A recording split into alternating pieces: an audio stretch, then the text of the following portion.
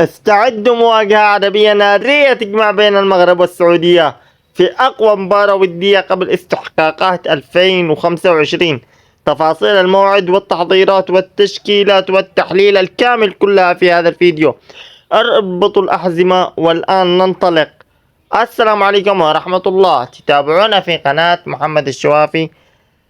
كل التحليلات وكل التحليلات القادمة والموسوعة حول واحدة من أهم المباريات الودية المنتظرة على الساحة العربية، وهي المغرب ضد السعودية الودية 2025. مباراة ينتظرها الملايين لأنها تجمع بين مدرستين كرويتين مختلفتين وبين منتخبين يمتلكان تاريخا كبير وقاعدة جماهيرية ضخمة. نبدأ أولا مع أهمية هذه المباراة. فالمنتخب المغربي يدخل هذه المباراة وهو في قمة النضج الفني خلال السنوات الأخيرة بعد تألقه في البطولات القارية والعالمية، وهذه المباراة ستكون فرصة كبيرة للمدرب كي يجرب خطط جديدة ويمنح المساحة لبعض الأجواء الشابة التي تبحث عن إثبات نفسها قبل الاستحقاقات القادمة.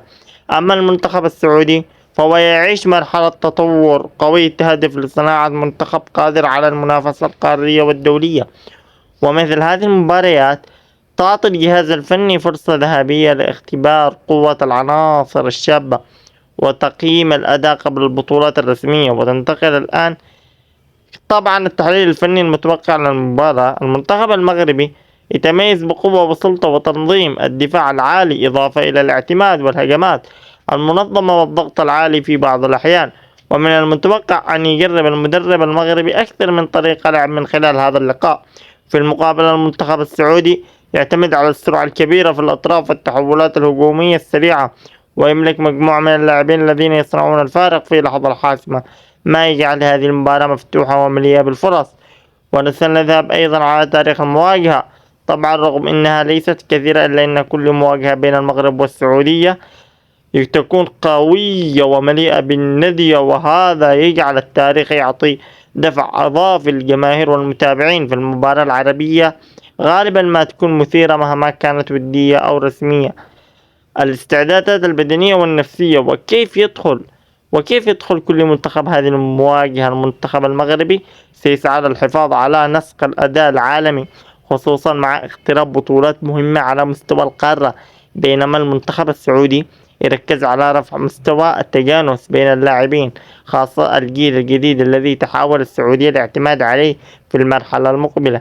أما التشكيلات المتوقعة فمن المرجح أن يعتمد كل مدرب على مزيج من الأساسيات والبدلاء لإتاحة الفرص. الجماهير المغربية سيعتمد على قوة المعتادة في الوسط والدفاع، بينما السعودية ستجرب عناصر جديدة في الخط الأمامي والوسط. طبعا بعد ذلك سنتحدث عن نواصل الشرح بالحديث عن النقطة الفنية التي قد تحسم المباراة، مثل السيطرة على منتصف الملعب واستغلال الكرات الثابتة والجاهزية، إضافة إلى أسلوب الضغط الذي قد يتبعه كل فريق. وكل هذه التفاصيل تساعد المشاهدة على فهم الصورة الكاملة لما يكون إنه يحدث على أرض في أرض الملعب. الآن نقول لكم متى موعد مباراة السعودية والمغرب. طبعا المباراة بتقام، والآن نتكلم لكم متى موعد مباراة السعودية والمغرب. طبعا المباراة بتقام ب8 ديسمبر 2025. بتقام على الساعة 6 مساء بتوقيت المغرب والجزائر وتونس، والساعة 8 مساء بتوقيت مصر والسعودية واليمن وسوريا ولبنان. أما القناة الناقلة بين سبورت طبعا. وفي نهاية الشرح سنطرح توقعاتكم الأولوية لأداء المنتخبين بناء على آخر المباريات، ونسلط الضوء على اللاعبين الذين قد يصنعون الفارق سواء من جانب المغرب أو السعودية. ونختم برسالة المشاهدة أن يبقي معنا حتى النهاية، لأن الفيديو يحتوي على تحليل دقيق ومعلومات تساعد على معرفة كل التفاصيل هذه المواجهة العربية القوية.